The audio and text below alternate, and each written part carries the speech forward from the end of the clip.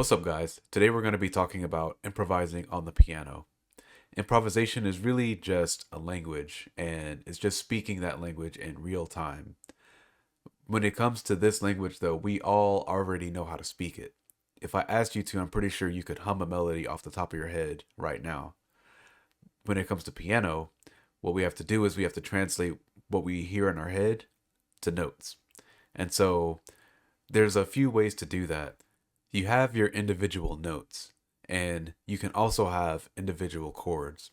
Now, when you put those notes and chords together, they form what's called a key or a scale. And so the key to improvisation is finding that scale. If you have a melody already, then you could, once you know the key, then you could add chords under that. And if you want to know how to do that, check out this video. Um, in this video, though, we're going to be talking about how if you already have chords, how you can come up with a melody or even just improvise over the top of those chords. So to do that, there's really just three things that you need to know. Number one is you need to know how to physically maneuver on the keys to play the melody that you're trying to create. Two is you need to have the knowledge of the scales. And three is you need to know how to recreate what you're hearing in your head using those scales.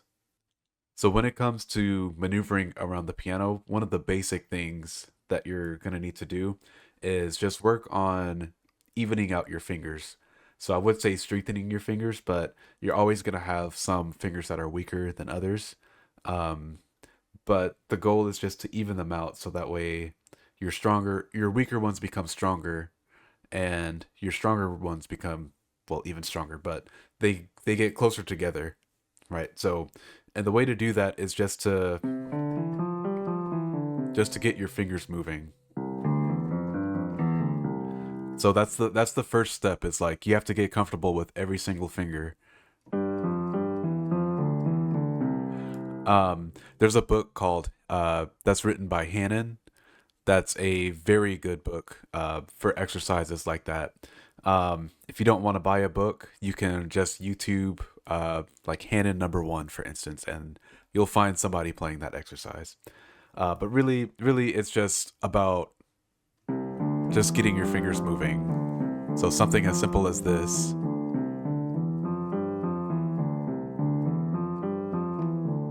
Something as simple as that is perfect. And you can do that just from different spots. Try out some different sounds. That's the basic foundation is you need to get comfortable with your fingers. And then you could start doing some of the other stuff that I'm about to talk about. The first thing that we're going to talk about is crossovers. And I'm just going to be using the right hand because I assume you're going to be playing chords in the left hand. Most of the time when we improvise something, it's going to be with the right hand. But anything I'm saying, you could just take it, you could just invert it and do the same thing with the left hand. So first, we're talking about crossovers. So by a crossover, I mean that's just the act of taking this thumb right here and bringing it over to the next key. So I could use my middle finger right here, but I'm going to take this thumb and bring it over like that. So that's a crossover. And that's important because we only have 5 fingers, right? But if we want to play more than that, we're going to need to cross over at some point. And so the basic crossovers you'll need is crossing over after your index finger, crossing over after your middle finger, and crossing over after your ring finger. In piano, we call that finger 2, finger 3, and finger 4. Thumb is finger 1. So crossing over after 2, what I would practice is just playing 1, 2, 1, 2, 1, 2, and just going all the way up the keyboard, right? And then you could do the same thing coming back down.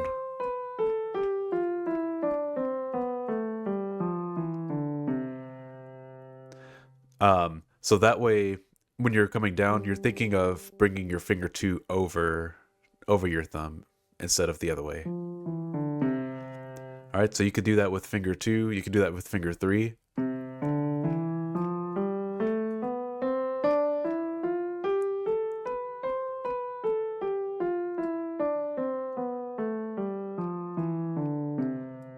then same thing. When you're coming back down, think of bringing your third finger over your thumb. So going up, you're bringing your thumb under. Coming back down, you're bringing your third finger over. And then same thing, you could do that with finger 4 as well.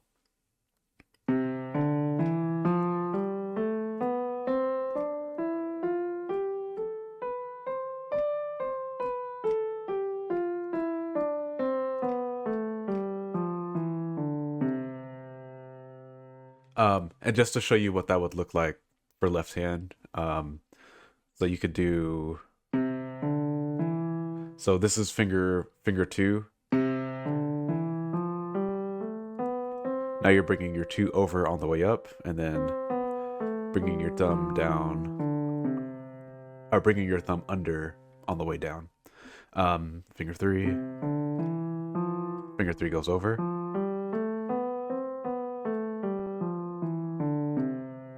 And then finger 4. Now finger 4 goes over. Okay, so knowing how to do all of those crossovers is important, but it's also important to know that all scales are gonna basically be using a pattern of 3 and 4. So by that I mean, like, you're gonna cross over after your third finger, and then cross over after your fourth finger.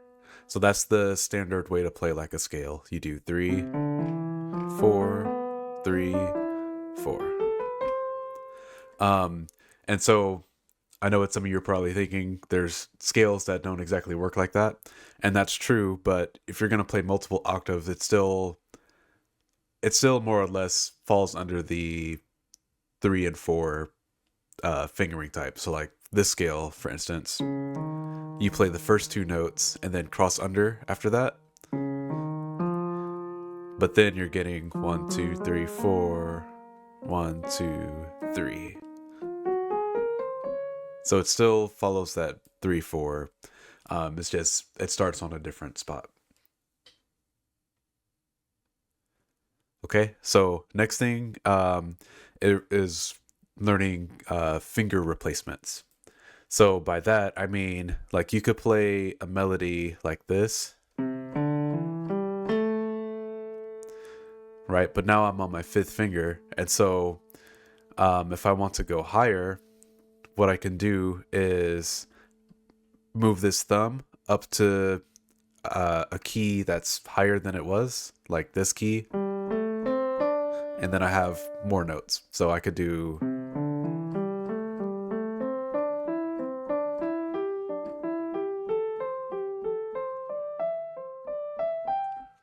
So knowing how to just kind of scoot your hands over like that, you could do that. But that's just an idea.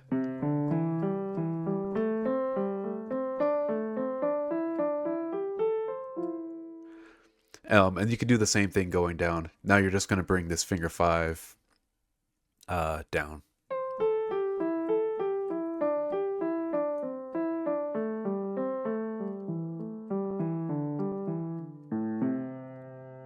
So knowing how to do both of those helps you move around a little bit. So the last technique for moving around the keyboard that you'll need to know is arpeggios. So for this one, I'll just use a C chord. You're basically just going to use fingers 1, 2, and 3, and then end on finger 5.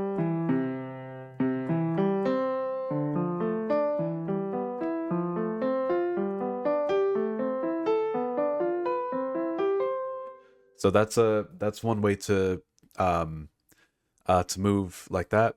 Now, if you're doing multiple octaves, you'll either use 1, 2, and 3, or 1, 2, and 4, depending on the chord. But you're basically just going to take those 1, 2, 3, and then, kind of like the crossover, bring your 1 back over here. And so At the more you play, the faster you can get with that. And so that's a whole technique. It's just learning how to make that sound natural. Um, Now with if depending on the chord you have, like if we have this chord, um, so you would start with like a finger two or something, and then cross over like that, and then since this one feels better with 1 2 4, those are the fingers I would use. Technically, you would start on 4, but you can start with whatever you want.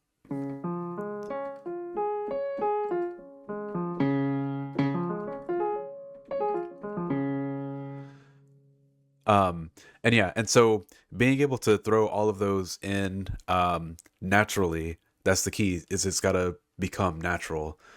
Being able to throw all of those in,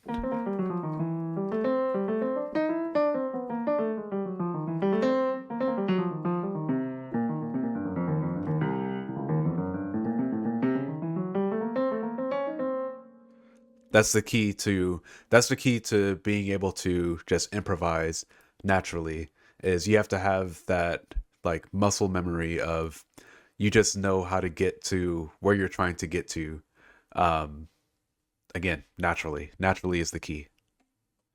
So the next part of it is just knowing your scales. So the next part of it is just knowing what scales you can use over any key. And there's a few different ones. So we're gonna go from like the most basic to some of the more advanced things. So just for this example, let's say we have the chords E minor, C major, A minor, and D major, right? So, quick way to find like what key you're in is you can either use your ear. So like for me, if I listen to that, I could tell that E is the center of those chords, and so we're gonna be in the key of E minor, right? But if not, you could just start with each scale or each chord, and then play the scale for that chord. So for this, I would play the E minor scale and see if the notes of that scale fit every chord. So I know it's E minor, so I know that that scale fits the chord. But say for instance, if I thought it was C, because C has that F natural, and I know one of our chords has F sharp, I know that it's not going to be the key of C. So A minor, same thing, F natural. And then if I was to try D major, that key has that C sharp, and I know we have a C natural in our second chord. So I know that that's not going to work. So we found our key, which is E minor. So the first scale we're going to be talking about is the pentatonic scale. So since we're in a minor key, that pentatonic scale is going to be the first note, which is E, the third note, which is G, fourth note, fifth note, and the seventh note. So you could do that with any scale and it's going to work. So this scale is the safest scale because it can work over any chord that you play in that key, and it's going to be safe. It's going to sound good, and there really are no wrong notes with this.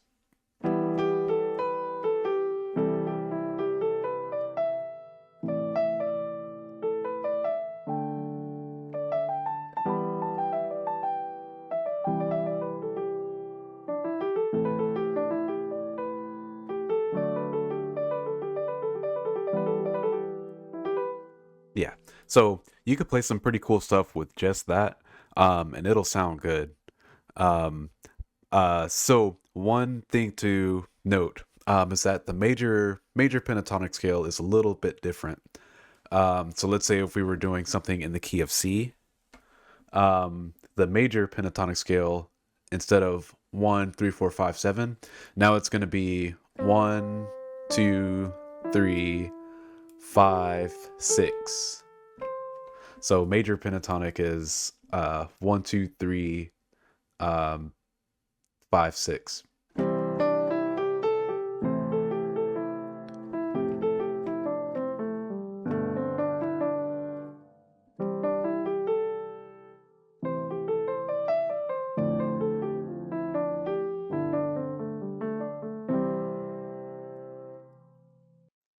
So the next scale that you can use is just the natural minor scale, right? So going back to our E minor example, you could just play that scale. But you do have to be a little bit more careful because some of the notes might not fit with some of the chords, right? So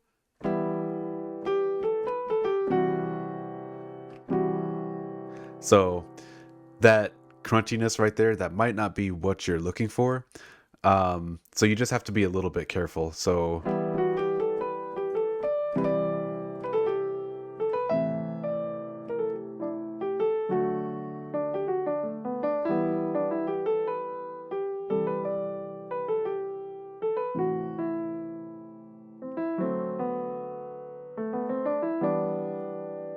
I'm just picking notes out of that E minor scale. And so remember with the crossovers, you're gonna do the first 3 notes and then the next 4 notes. That's generally how you're gonna move around. So the last scale that you can use, which is also pretty safe, is the blues scale. So for this one, it's gonna be 1, 3, 4, sharp 4, 5, 7.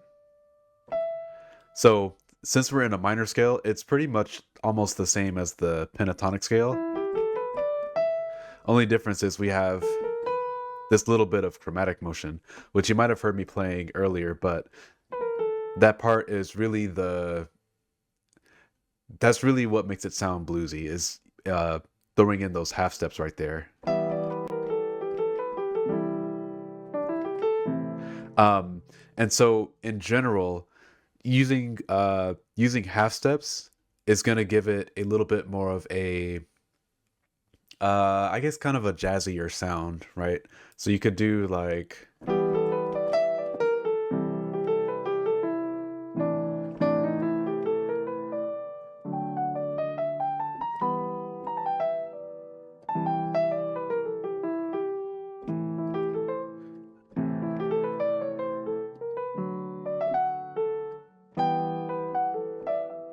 so I'm just kind of I'm trying to throw in more chromaticism than I would normally do.